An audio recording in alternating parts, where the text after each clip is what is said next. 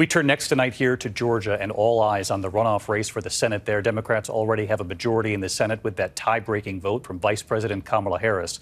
So what this outcome now means for both sides, depending on who wins tonight. The candidates campaigning right down to the wire today after record early voting, people waiting at polling places in Atlanta in the rain and across the state today.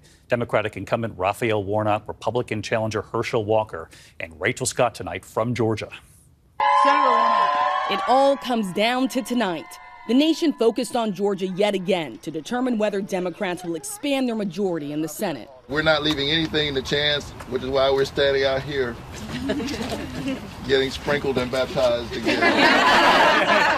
We're leaving it all on the field.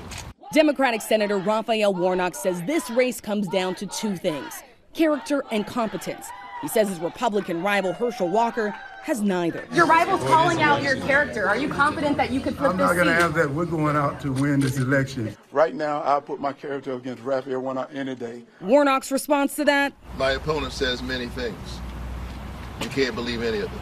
For months, Walker has fended off a barrage of scandals, accused of domestic violence, of lying about his resume, failing to publicly acknowledge several children, and paying for 2 women to have abortions, which he has denied. For voters like Kirk Watkins, enough is enough.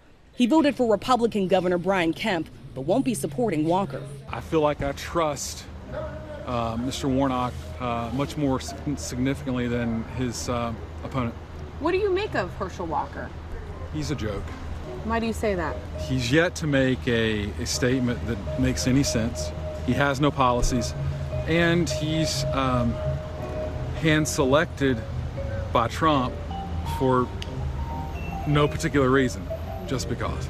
In Atlanta, 32-year-old Lakita Phillips says she's backing Warnock too. Why not Hershel Walker? He doesn't have a pulse on what's important to most people. He doesn't seem to care about the welfare of others. But Jennifer Cunningham says she wants a Republican to check the Democratic Senate, and that's why she's sticking with Walker. A couple swing votes that can stop some what you might view as very, very detrimental measures that are being considered. I think it's just so important. More than 1.8 million people voted early in Georgia, and that was expected to give Warnock an advantage. Walker is counting on big turnout from supporters like Danny Alea, who waited to vote on Election Day. Well, he's the only Republican choice left standing, and there's just no way I can vote for Warnock. Rachel Scott out with the voters today, and Rachel joins us from Warnock headquarters in Atlanta tonight. Rachel, already record early turnout going into today, as you reported there. And then late today, Georgia's Secretary of State saying there was historic turnout today on Election Day as well. Yes, David, election officials say more than 1.3 million people turned out to vote in person today. That's on top of the more than 1.8 that voted early. Both campaigns were worried about energizing voters in a runoff election that would not decide control of the Senate. But tonight, these numbers are on track to break records, David. Quite a night ahead. Rachel Scott in Georgia for us again tonight. Thank you, Rachel. We'll be watching.